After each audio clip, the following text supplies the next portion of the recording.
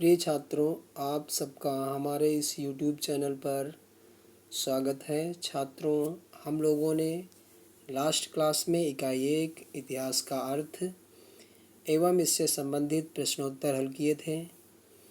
छात्रों, आप सबसे मेरा निवेदन है कि वीडियो देखने के साथ साथ कॉपी पर नोट्स भी बनाते रहें। छात्रों, आज हम लोग इकाई 2 मानव की उत्पत्ति एवं विकास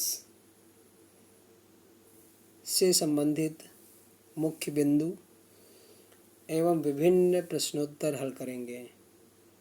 इस चैप्टर में हम लोग बहुविकल्पी प्रश्न, अतिलघु उत्तरीय प्रश्न के साथ ताम्र युग का अर्थ एवं लौह युग का अर्थ पढ़ेंगे। छात्रों, ताम्र युग से क्या तात्पर्य है? प्रश्न बनता है, ताम्र युग से क्या तात्पर्य है? ताम्र युग से आप क्या समझते हैं? या ताम्र युग का क्या अर्थ है?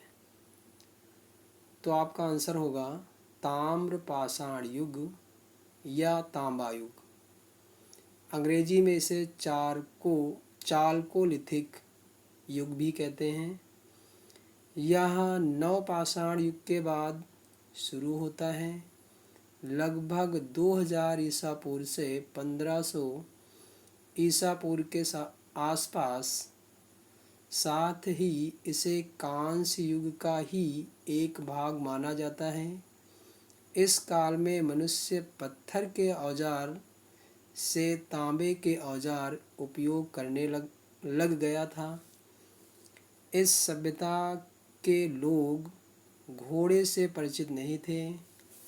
यह राजस्थान में आहड़, उदयपुर व राजसमंद जिले में फैली हुई है। तो ये था ताम्र युग का अर्थ। ताम्र युग से आप क्या समझते हैं? अगला है लौह युग का अर्थ। छात्रों, प्रश्न बनता है कि लौह युग से आप क्या समझते हैं? लौह युग से क्या तात्पर्य है? लौह युग का क्या अर्थ है? तब आपका आंसर होगा लौह युग, अंग्रेजी में आयरन एज, उस काल को कहते हैं जिसमें मनुष्य ने लोहे का इस्तेमाल किया। अर्थात ऐसा युग जिसमें मनुष्य ने सर्वाधिक लौह युग यानी लोहे से बनी हुई वस्तुओं का उपयोग किया अपने दैनिक जीवन में। इसीलिए इस युग को आयरन एज या लौह युग कहते हैं। आगे हैं इतिहास में यह युग पाषाण युग तथा कांस्य युग के बाद का काल है। पाषाण युग में मनुष्य की किसी भी धातु का खनन कर पाने की असमर्थता थी। कांस्य युग में लोहे की खोज नहीं हो पाई, लेकिन लौह युग में मनुष्यों ने तांबे, कांसे और लोहे के अलावा कुछ अन्य ठोस धातुओं की खोज तथा उनका उपयोग भी सीख गया था। विश्व के भिन्न भागों में लौह प्रयोग का ज्ञान धीरे धीरे फैलने या उत्पन्न होने से यह युग अलग समयों पर शुरू हुआ।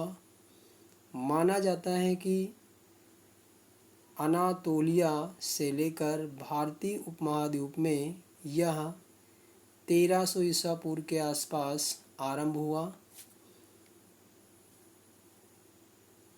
हुआ था।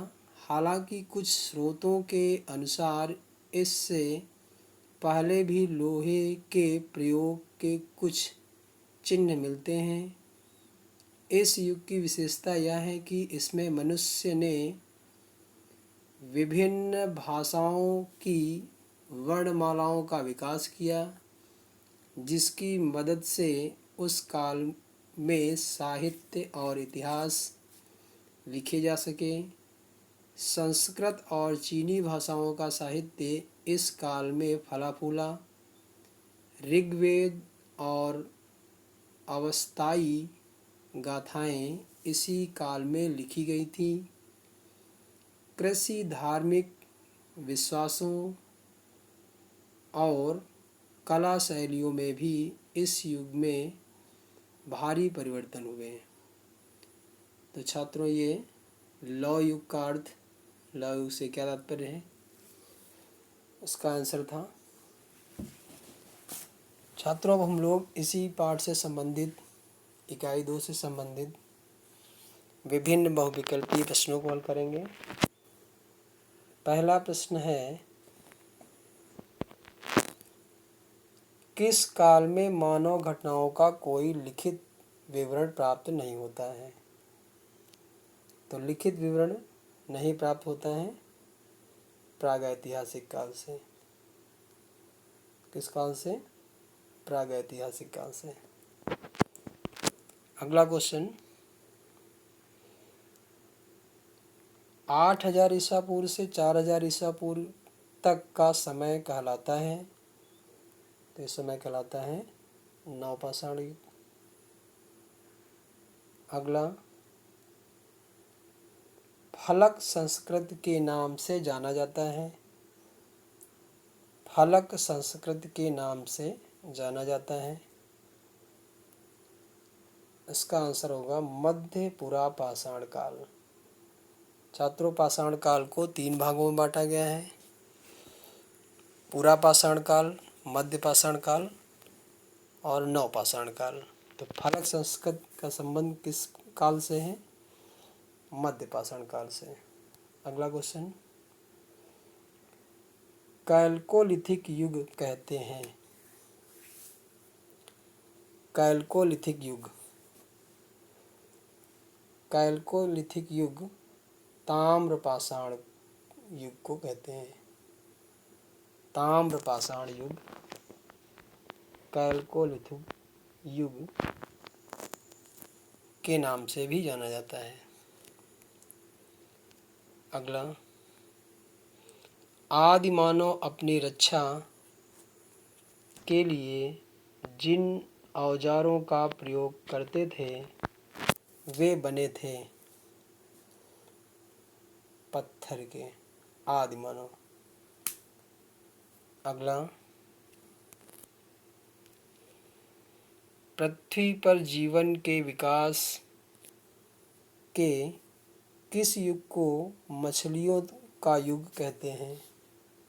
तो मछलियों का युग डिवोनियन युग। डिवोनियन युग पृथ्वी पर जीवन के विकास के मछलियों का युग कहते हैं। अगला क्वेश्चन, कौन से आदि मानव के एक दूसरे के को मारकर खा जाने की प्रवृत्ति है? तो यहाँ पर आंसर होगा जावा मानव। जावा मानव मनुष्यों को मारकर खा जाता था, अर्थात ये नरभक्षी मानव था। अगला क्वेश्चन, किसने मध्य पुरा पाषाण काल को फलक संस्कृत का नाम दिया? मध्य पाषाण युग को किसने फलक संस्कृत कहा? तो डॉक्टर सांकलिया। डॉक्टर सांकलिया महोदय ने मध्यकालीन युग को फलक संस्कृत कहा। हमने अभी ऊपर प्रश्न में पढ़ा था कि फलक संस्कृत किस युग को कहते हैं? तो मध्य पाषाण युग को फलक संस्कृत कहते हैं। फलक संस्कृत नाम किसने दिया? तो डॉक्टर सांकलिया ने। अगला, होमो सैपियंस मानव का उदय किस युग में हुआ? इसका आंसर होगा उच्च पुरापाषाण काल में। होमो सैपियंस मानव का उदय कब हुआ? उच्च पुरापाषाण काल में। अगला, भारत में ताम्रपाषाण अवस्था की बस्तियां कहाँ मिली? ताम्रपाषाण अवस्था की यानी ताम्रपाषाण युग की बस्तियां कहाँ मिली? 3 विकल्प दिए हैं, तीनों सही हैं। दक्षिणी पूर्वी राजस्थान में, मध्य प्रदेश के दक्षिणी भाग में, पश्चिमी महाराष्ट्र में, अर्थात चौथा विकल्प सही होगा ये सभी। अगला क्वेश्चन, मानव का प्रथम पालतू पशु कौन सा जानवर था? मानव का प्रथम पालतू पशु कौन सा जानवर था? आप सभी जानते हैं, कुत्ता। अगला क्वेश्चन है, प्लीस्टोसीन युग में किस प्रागैतिहासिक मानव जाति की उत्पत्ति हुई? प्लीस्टोसीन, तो यहाँ आंसर होगा Homo sapiens, Homo habilis, Homo habilis, अर्थात प्लीस्टोसीन युग में होमो हैबिलिस प्रागैतिहासिक मानव की उत्पत्ति हुई। अब यहाँ पर कुछ अतिलघु उत्तरीय प्रश्न दिए हैं। पहला प्रश्न है, पाषाण युग का वर्गीकरण कीजिए। पाषाण युग का वर्गीकरण। पाषाण युग का वर्गीकरण 3 भागों में किया गया है। पहला, पाषाण व प्रस्तर काल, दूसरा ताम्र एवं कांस्य युग और तीसरा लौह युग। अगला, नवपाषाण युग की अवधि बताइए। नवपाषाण युग की अवधि है 10,200 से 8,000 वर्ष ईसा पूर्व। अगला, धातु युग का विभाजन का उल्लेख कीजिए। धातु युग अर्थात पाषाण से जब मानव ने धातुओं का उपयोग करना शुरू किया तो उस युग को धातु युग कहते हैं। धातु युग को भी 3 भागों में बांटा गया है। पहला, ताम्र युग अर्थात पहले तांबे का प्रयोग शुरू हुआ, फिर कांस्य युग, उसे कांस्य युग कहते हैं, और अंत में जब लोहे का ज्ञान हो गया मनुष्य को तो उस युग को लौह युग, अर्थात धातु युग का विभाजन 3 भागों में हुआ, ताम्र युग, कांस्य युग, लौह युग। अगला, एशिया माइनर में लोहे की खोज कब हुई? एशिया माइनर में लोहे की खोज कब हुई? आंसर होगा लगभग 1400 ईसा पूर्व में लोहे की खोज हुई। अगला, प्रागैतिहासिक काल की विशेषता बताइए। प्रागैतिहासिक काल की विशेषता बताइए। आंसर होगा इस काल में मानव घटनाओं का कोई भी लिखित विवरण नहीं मिलता है। अर्थात प्रागैतिहासिक काल ऐसा काल है जहाँ पर कोई भी लिखित प्रमाण या लिखित साक्ष्य नहीं मिलते हैं। अगला, आग की खोज किस प्रकार हुई? आंसर होगा आग की खोज पत्थर से पत्थर को रगड़कर हुई। अगला, कांसा युग, कांसा धातु किन धातु से मिलकर बनी है? कांसा, कई बार विभिन्न कॉम्पिटिटिव परीक्षाओं में भी ऐसे प्रश्न पूछे जाते हैं। कांसा धातु किन धातु से मिलकर बना है? आंसर होगा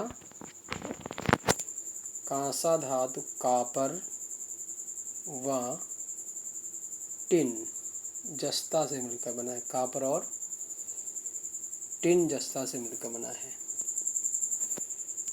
अगला, ईसा पूर्व का अर्थ बताइए। ईसा पूर्व का अर्थ होता है ईसा के जन्म से पूर्व का समय। अगला, पुरातात्विक स्रोतों के दो नाम लिखिए। पुरातात्विक स्रोतों के दो नाम लिखिए। पहला, मोहनजोदड़ो एवं हड़प्पा के शिलालेख,